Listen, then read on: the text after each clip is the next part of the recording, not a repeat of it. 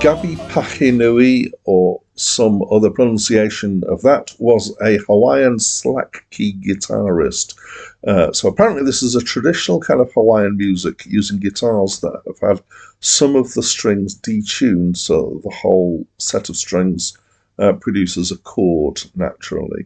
There's not a huge amount of information about him available online that I've been able to find, but I'm going to give you quick highlights here. So in 1942, he made his first recording. For quite a few years, it seemed he had to supplement his professional playing career with other forms of income, one of which was working on a road crew. In the 1970s, there was a thing called the Second Hawaiian Renaissance, which built the popularity of Hawaiian music in America. And in that time, he was quite successful. He had 4 albums with a band called the Gabby Band, which included 4 of his sons and other people as well. And he died in 1980. Hi, my name's Dan. So this was my first encounter with Gabby Pahinui, and it wasn't quite what I had kind of expected in my head, but we'll get into that in a bit. So apparently this album is, its proper name is the Gabby Pahinui Hawaiian Band Volume 1, and there is a Volume 2 which came out the following year after this.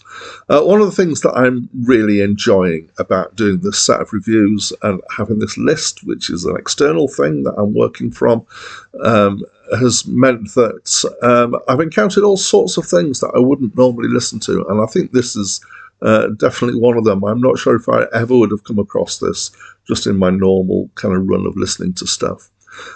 So this is apparently a traditional form of Hawaiian music, this slack-key guitar music.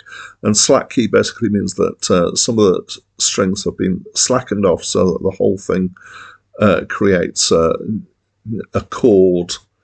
And it's mostly sung in Hawaiian. There's a couple of tracks in English. There's obviously sound of several instruments involved, most of which I think are guitars. There's apparently raikuda is involved with this. I don't know to what extent, and I don't know which bits are in. As I was listening the second time through, after I found that out, I was kind of trying to, in my head, guess, was that a bit that sounded like raikuda? And there was all sorts of bits that could have been. So there's in here, there's definitely guitars, as I said. There's a bass, which I think, listening to it, is a guitar bass, or an acoustic bass that goes along like a guitar does rather than upright bass. It might be an upright bass. It certainly doesn't sound like an electric bass to me. I think at least one place I could hear a ukulele. There are definitely times when I thought I could hear mandolin, but I'm not sure if maybe some of the guitars, or one of the guitars being used as 12-string. So the thing that makes a mandolin sound distinctive usually is it's a bit higher than you might play on a guitar, but also it's got 2 strings per note. But that's the same as a 12-string has. So in the way that this is played, it could be that what I think is mandolin could be being played on a 12-string guitar on the higher strings. There's also steel guitar in here, which is the kind of stuff that you get, which uses slide and kind of usually done flat. Apparently, these happened in Hawaii before they happened in mainland America. There's no yodeling, so I was kind of expecting the steel guitar, but I was expecting more yodeling stuff. I don't know if you've seen the film Mars Attacks, but there's a style of music in there that I think has been archetypal Hawaiian music that's used in that. The singing, it's kind of croony singing. These sound like the sort of fairly romantic songs generally. Musically, they're similar structures to some of what I think it was being US folk music. It was kind of Americana music sometimes. It kind of occasionally reminded me of some New Orleans stuff, I guess.